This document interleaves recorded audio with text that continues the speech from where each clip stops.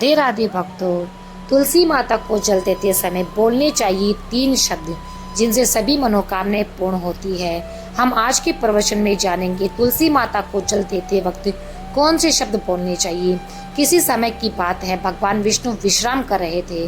तभी देवी लक्ष्मी वहां आई और भगवान विष्णु से तुलसी माता को जल देने के महत्व के बारे में पूछा। भगवान विष्णु ने उन्हें तुलसी माता को जल देने के महत्व को विस्तार से बताया। तब देवी लक्ष्मी ने कहा, हे स्वामी, आपने मुझे तुलसी माता के महत्व के बारे में बताया, लेकिन अब मैं ये जानना चाहती हूँ कि तुलसी माता को जल कैसे देना चाहिए, उनकी सेवा कैसे करनी चाहिए और जल देते समय कौन सा मंत्र बोलना चाहिए।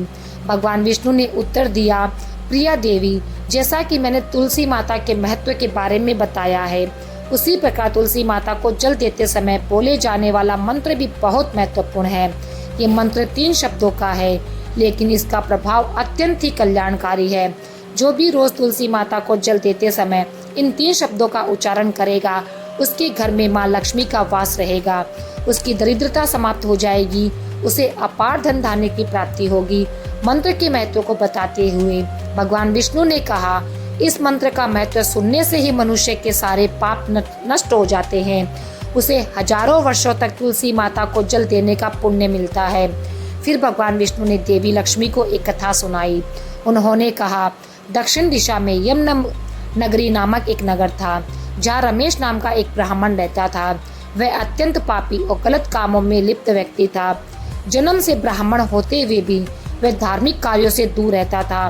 ना वह पूजा करता, ना ध्यान, ना जप और ना ही किसी का सत्कार करता। वह मदिरापान और मांसाहार भी करता और हमेशा अनैतिक कार्यों में व्यस्त रहता। और वह ब्राह्मण दिन में खेत में काम करके पत्ते बेचकर अपनी जीविका चलाता और रात में वेश्याओं के पास जाता था। इस प्रकार उसने अनेक वर्षों तक अपना जीवन इसी पापपूर्ण तरीके से बिताया। फिर एक दिन वह दुर्बुद्धि ब्राह्मण पत्ते इकट्ठे करने के लिए एक शीश की वाटिका में पहुंचा और पत्ते तोड़ने लगा। तभी एक काले सर्प ने, जो काल के रूप में वहां उपस्थित था, उसे काट लिया। उसी समय उसकी मृत्यु हो गई। उसकी मृत्यु के बाद यमराज ने दूत वहां प्रकट हुए और उसकी आत्मा लेने के लिए आए। वे उसे यमलोक ले जाने लगे। मार्ग में वह ब्राह्मण यमदूतों के सामने रोने लगा और उसने कहा, दूतों, मुझे कहाँ ले जा रहे हो? मुझे छोड़ दो, मेरे प्राण बचा लो। लेकिन यमदूत बोले, अरे पापी ब्राह्मण, तेरे दुष्कर्मों के कारण तुझे ये दंड मिला है। अब यमराज तुझे घोर नरक में डालेंगे।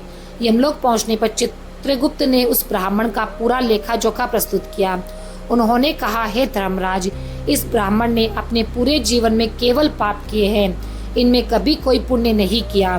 धर्मराज ने दूतों से कहा, हे दूतों, इस घोर पापी ब्राह्मण को नरक में डाल दो, इसे अपने कर्मों का फल भोगना पड़ेगा। यमदूत उसे ब्राह्मण को नरक में डाल दिए और उसे भयंकर अग्नि में धकेल दिया। वह कई वर्षों तक नरक की यातनाएं सहता रहा। इसके बाद उसे अगले जन्म में बेल का रूप मिला। बेल का शरीर पाकर उसने भारी बोझ उठाने का कार्य किया। उसका मालिक उससे दिन रात काम करवाता था। जब उसकी शक्ति समाप्त होने लगी तो मालिक ने उसे एक लंगड़े आदमी को बेच दिया। वह लंगड़ा आदमी उस बेल का उपयोग अपने बोझ उठाने के लिए करता था। बेल ने 8 वर्षों तक उसकी सेवा की। फिर एक दिन वह बेल लंगड़े आदमी को लेकर एक पर्वत पर चढ़ गया। अधिक परिश्रम और थकान के कारण वह बेल मूर्छित होकर गिर पड़ा और अंतिम सांसें लेने लगा। वहां खड़े लोगों को उस बेल पर दया आ गई। उन्होंने उसके मुख में पानी डालने का प्रयास किया, लेकिन उसी में वे एक पुण्यात्मा भी था। उसने अपने पुण्य का थोड़ा सा भाग उस बेल को दे दिया। इसे देखकर अन्य लोगों ने भी अपने अपने पुण्य का कुछ अंश उसको दे दिया। उसी से वे एक वेश्या भी थी। सभी अपना पुण्य उस बेल को देकर उद्धार करने का प्रयास कर रहे थे। ये देखकर उस वेश्या ने भी अपना पुण्य उस बेल को दे दिया। कुछ देर के बाद उस बेल की मृत्यु हो गई। फिर उस स्थान पर यमदूत आए और उस बेल के शरीर से उस ब्राह्मण की आत्मा को निकालकर यमलोक लेकर चले गए। यमलोक पहुंचने पर उसे यमदेव के सामने प्रस्तुत किया गया। चित्रगुप्त ने जब उसका लेखा जोखा देखा तो वे चकित रह गए।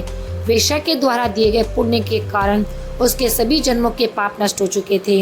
यमदेव ने कहा, हे ब्राह्मण, उस वेश्या ने तुझे अपना पुण्य देकर तुझ पर बड़ा उपकार किया है। उसी के पुण्य के प्रभाव से तुम्हारे सभी पाप नष्ट हो गए। इसलिए अब तुम्हें फिर से मनुष्य जन्म प्राप्त होता है।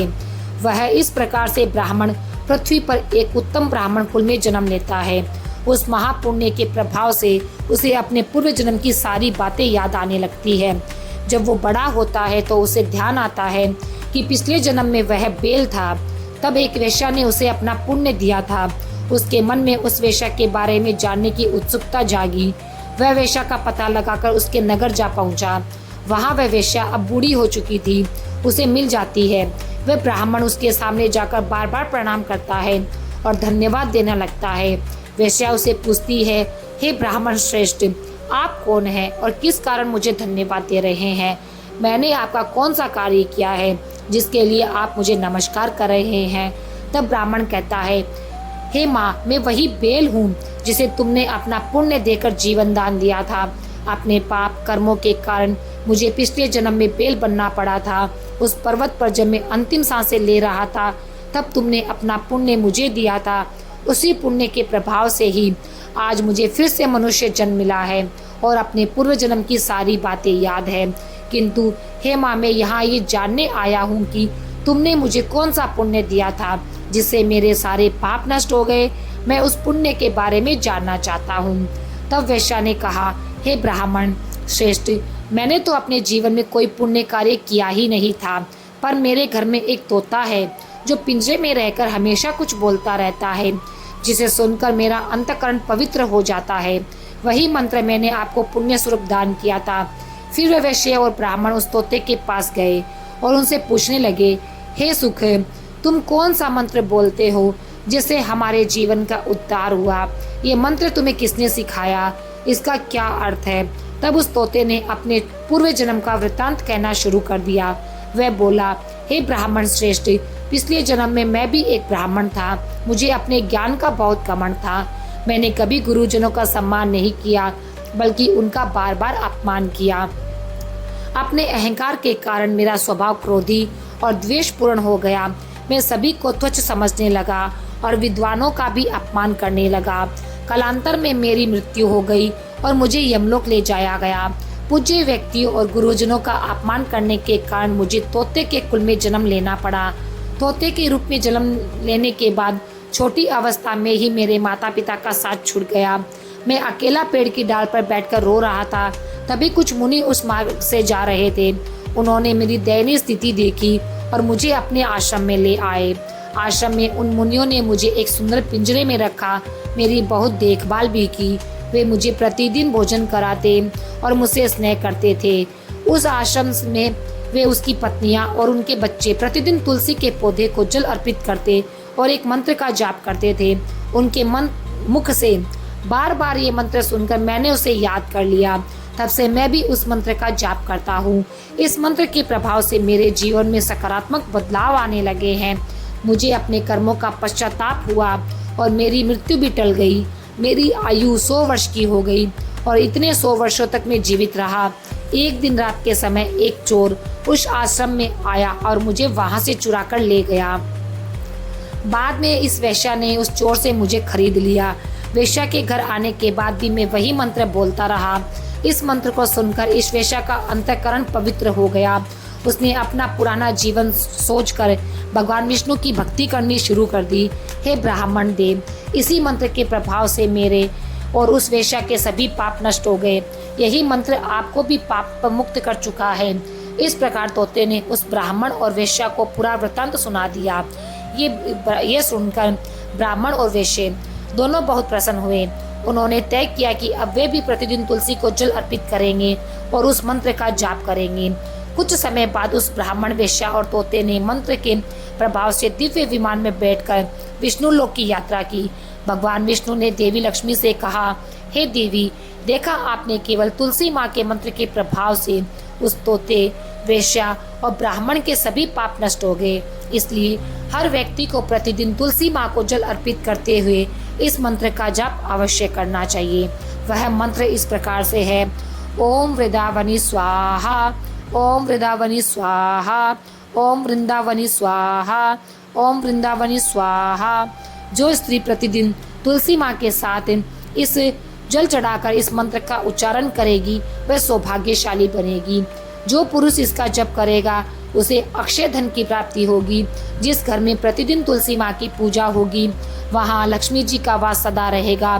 तुलसी माँ का ये मंत्र फलदायी और सिद्धियों को प्रदान करने वाला है। स्त्रियों को स्नान करने के बाद में बाल बांधकर मांग में सिंदूर लगाकर तुलसी माँ को जल चढ़ाना चाहिए।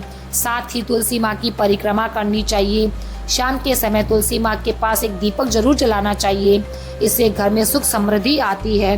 भगवान विष्णु की पूजा तुलसी माँ के बिना अधूरी है। तुलसी माँ का एक पत्ता चढ़ाने से भगवान को उतनी प्रसन्नता मिलती है जितनी हजारों अमृत के घड़ों से नहलाने पर भी नहीं मिलती। जो भी व्यक्ति तुलसी माँ का सम्मान करेगा, उनके इस मंत्र का जाप करेगा, उसे न केवल लोक में बल्कि परलोक में भी शुभ फल प्राप्त होगा। ऐसा फल तुलसी माँ के पत्तों के दान से मिलता है। जो मृत्यु के समय अपने मुख से तुलसी के पत्तों का जल ग्रहण करता है, ऐसा व्यक्ति अपने सभी पापों से मुक्त होकर भगवान विष्णु के धाम को जाता है। भगवान विष्णु कहते हैं, पूर्णिमा, अमावस्या, द्वादशी और सूर्य संक्रांति के दिन मध्याह्न काल, रात्रि और अशोक के समय तेल लगाकर बिना स्नान किए अथवा बिना हाथ पैर धोए रात्रि में वस्त्र पहनकर तुलसी के पत्ते तोड़ना महापाप है। श्राद्ध, व्रत, दान, प्रतिष्ठा और देव पूजा के लिए तोड़े गए तुलसी के पत्ते 3 रात तक पवित्र रहते हैं। तुलसी के पत्तों को बिना नष्ट किए उसके अग्रभाग को तोड़ना चाहिए।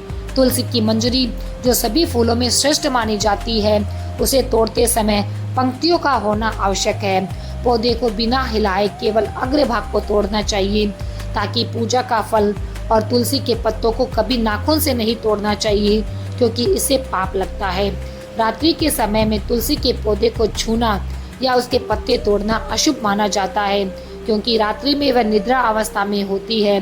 गुरुवार को तुलसी के पौधे में थोड़ा सा कच्चा दूध अर्पित करें और इस दौरान ओम नमो भगवते वासुदेवाय नमः मंत्र का जाप करें।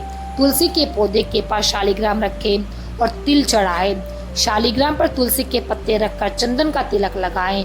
अगर कोई महिला मासिक धर्म में है तो तुलसी की पूजा करने से बचें क्योंकि इस समय तुलसी को छूना पाप है जिससे महिला की दुर्गति हो सकती है। इस प्रकार भगवान विष्णु ने देवी लक्ष्मी को तुलसी के जल देने के मंत्र का महत्व बताया। और आप भी हर रोज ऐसे ही हमारे प्रवचन सुनने के लिए हमारे चैनल को सब्सक्राइब कर लें। सभी कमेंट बॉक्स में बोलेंगे राधे राधे।